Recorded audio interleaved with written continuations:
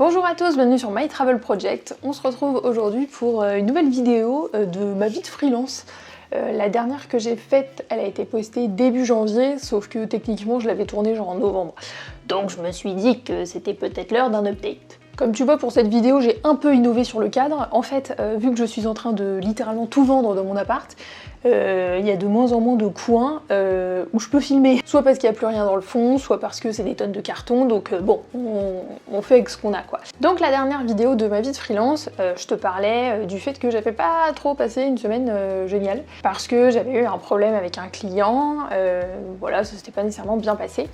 Depuis, spoiler alert, ce n'est plus mon client, voilà. Donc ça a été décidé d'un commun accord et ça s'est bien terminé, même si ça s'est terminé, ça s'est bien terminé, donc je préfère retenir le positif de ça. C'est que j'ai eu une discussion avec le client en question et on a décidé, du côté du client comme du mien, d'arrêter en fait la mission. Donc voilà, je préfère retenir ça plutôt que les côtés négatifs, même si forcément j'en tire des leçons et une expérience, voilà, j'ai pas envie de me focaliser là-dessus. Suite à ça, donc la fin de l'année est arrivée, le mois de décembre et tout ça, et j'ai commencé un peu à faire une introspection, à essayer de prendre du recul sur les 3 derniers mois qui venaient de se passer avant ça, qui correspondaient du coup à mes 3 mois de retour en freelance à temps plein. J'espère que tu suis un peu. J'ai commencé à réfléchir sur moi, sur les services que je proposais, sur les clients que je voudrais attirer, enfin avec qui j'aimerais travailler. J'ai aussi commencé un peu à réfléchir à cette série de vidéos que je fais, enfin bref, j'ai réfléchi à plein de choses et je pense que c'est le mot d'ordre de ma personnalité, c'est que je réfléchis tout le temps et parfois je réfléchis trop. Et donc vu que j'ai réfléchi un peu à cette série de ma vie de freelance, je me suis dit mais quel était ton objectif à la base avec cette série? Et pour moi c'était vraiment de partager des conseils sur le freelancing et mon expérience. Sauf que je suis aussi arrivée à un constat, c'est que oui, techniquement, ça fait 3 ans que je fais freelance, même si pendant 1 an et demi à peu près, je l'étais juste à temps partiel. Il en reste pas moins que j'ai quand même acquis de l'expérience en termes de productivité, d'organisation, de compta, de relations clients, ce genre de choses. Donc forcément, j'ai des conseils à prodiguer sur le sujet. Mais j'ai aussi encore beaucoup à apprendre parce que c'est pas parce que tu deviens freelance que nécessairement tu sais tout faire du jour au lendemain, parce que tu as quand même beaucoup d'aspects différents à gérer quand tu travailles à ton compte. Tu gères pas juste tes clients et la mission que tu fais, c'est-à-dire ton cœur de métier, tu dois aussi gérer tout ce qui est facturation, comptabilité, organisation, obligations fiscales. Il y a quand même pas mal de choses qui rentrent en compte et si tu les as pas apprises avant, il faut bien les apprendre à un moment. Et ça vient soit avec de l'expérience, soit parce que tu demandes l'aide de quelqu'un qui va t'apprendre, enfin par des formations, ce genre de choses.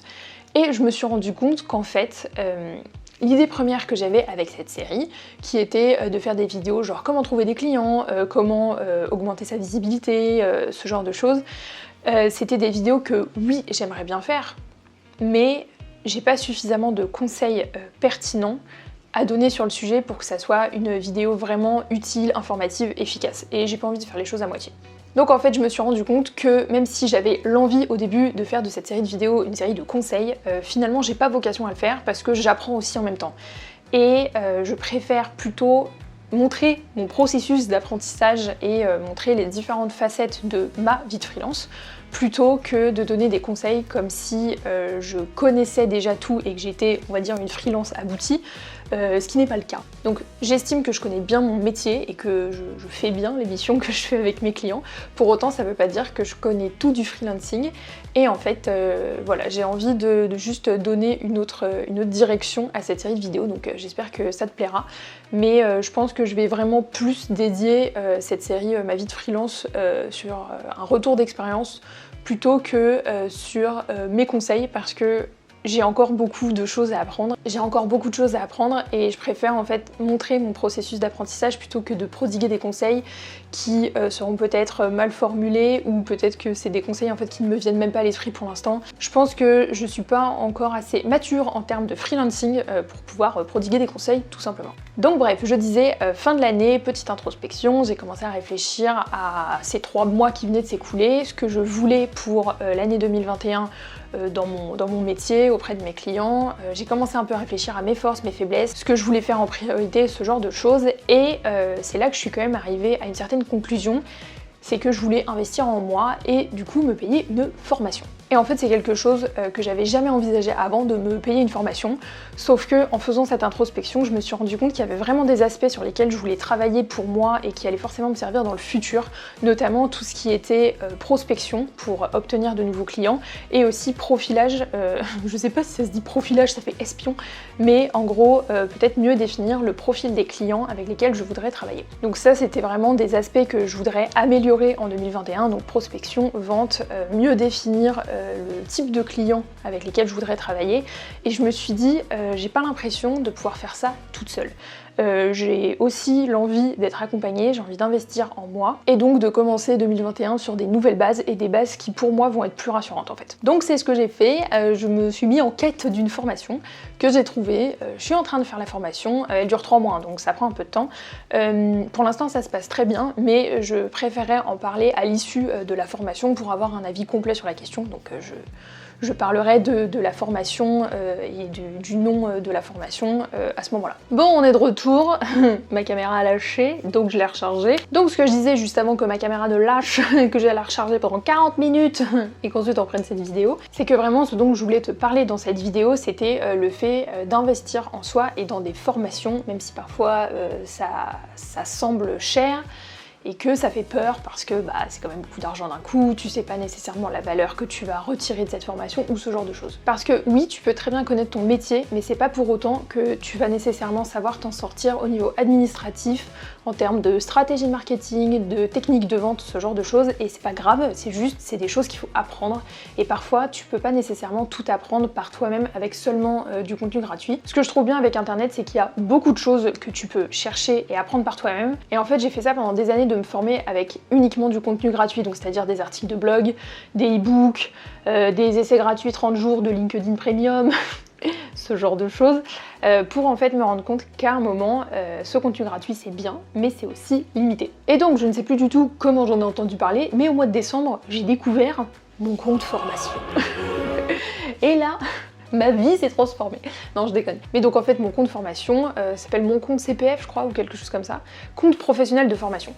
Ce compte, en fait, tu peux t'en créer un et tu peux voir, dépendamment de combien de temps tu as travaillé sur les dernières années, à combien tu as le droit pour te financer une formation. Et donc cette somme d'argent va te permettre de financer tout ou une partie d'une formation qui est agréée par l'État. Donc moi, je suis arrivée sur le site, j'ai créé mon compte et là, j'ai vu que j'avais 1000 balles dépensées en formation. Donc c'était un peu un signe pour moi qu'il fallait aussi que je commence à investir pour trouver une formation. Alors depuis, j'ai aussi appris qu'il y avait d'autres organismes qui permettaient de financer des formations. Je ne les connais pas donc je vais pas en parler, mais je te conseille vraiment de regarder le compte professionnel de formation, de t'inscrire et de voir si tu as droit à de l'argent et si oui, à combien pour te financer une formation, parce que pour le coup, moi ça m'a financé les 2/3 de ma formation et je suis bien contente quand même.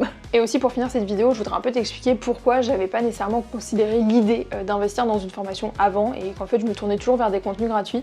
C'est pas nécessairement par souci d'argent, même si forcément c'est quand même une somme à investir, enfin si j'avais voulu plus tôt j'aurais voulu le faire. En fait le truc c'est que je suis quelqu'un de très autonome, je pense que je suis aussi assez autodidacte, j'aime faire les choses par moi-même et surtout je déteste, mais alors du plus profond de mon âme, je déteste recevoir des conseils paternalistes sur mon métier ou la manière dont je devrais faire les choses par des personnes qui parfois ne me connaissent ni d'Ève ni d'Adam, qui n'ont aucune idée du contexte dans lequel j'expose ma problématique et à qui j'ai nécessairement rien demandé.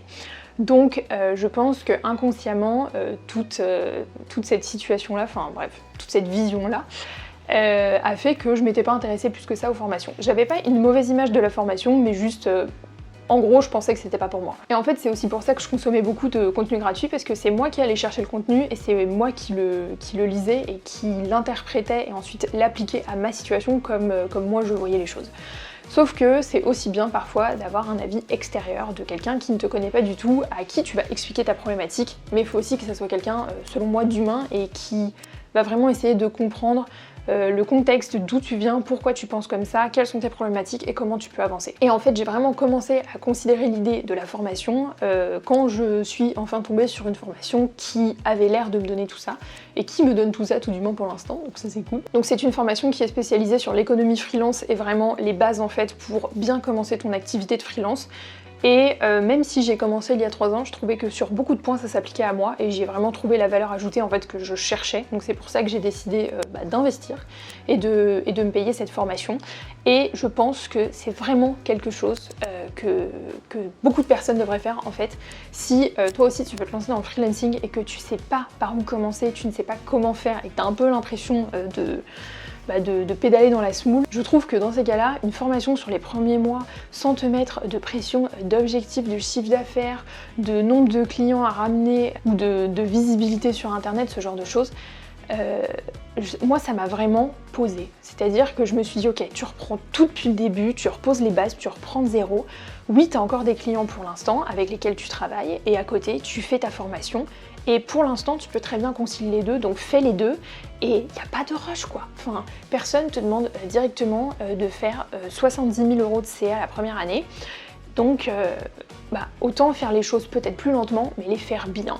Donc là, j'en suis à 3 semaines de formation à peu près et j'ai déjà appris tellement de choses, c'est un truc de fou et j'ai appris beaucoup plus que ce que j'aurais pu apprendre avec les contenus gratuits que je consommais avant. Donc c'est-à-dire les e-books, certains webinaires, des articles de blog, ce genre de choses. Même si tous ces contenus-là m'avaient apporté de la valeur ajoutée, je trouve qu'au bout d'un moment, t'apprends jusqu'à une certaine limite et là je suis vraiment allée au-delà. Donc je pense que pour l'instant c'est un des seuls conseils que je vais pouvoir donner, mais c'est vraiment de prendre en considération l'idée de se payer une formation pour commencer son aventure en freelance, pour commencer sa vie de freelance, pour être sûr de bien poser les bases, de savoir vers où on s'en va, de savoir si on prend le bon statut, si on est en train de prospecter de la même manière, si juste l'idée qu'on a en termes de services à vendre pour son activité de freelance c'est quelque chose de viable, si on le market bien. En fait c'est quand même un exercice hyper complexe, je trouve, que de travailler à son compte.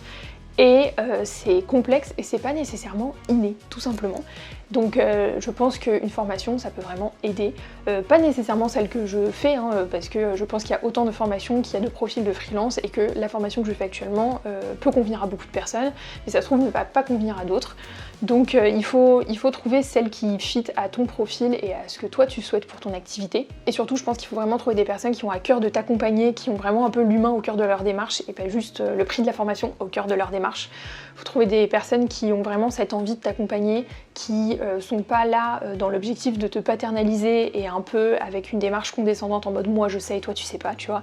Parce que moi c'est quelque chose que j'aime pas tout simplement et c'est quelque chose que je trouve on peut retrouver, pas nécessairement dans le domaine de la formation, mais qu'on retrouve dans beaucoup de domaines de la vie et c'est pas du tout quelque chose que je voulais moi pour la formation dans laquelle je souhaitais investir. Et pour l'instant c'est cool parce que c'était pas du tout le cas, donc c'est très bien. Donc voilà, c'est tout pour cette vidéo. J'espère que ça t'aura plu d'avoir un peu mon retour d'expérience sur mon introspection et pourquoi j'ai décidé de me payer une formation pour ce début d'année 2021. Si toi aussi t'es en freelance, que tu travailles à ton compte et que justement t'hésites à faire une formation, n'hésite pas à me le dire en commentaire pour savoir quels seraient tes objectifs et ce que tu voudrais faire. Encore une fois, quand ma formation sera terminée, bien sûr je t'en parlerai sans aucun problème, mais je préfère attendre que celle-ci soit terminée histoire de donner un avis un peu plus complet. En tout cas, j'espère que ça t'aura plu et nous on se retrouve bientôt dans une prochaine vidéo. Ciao!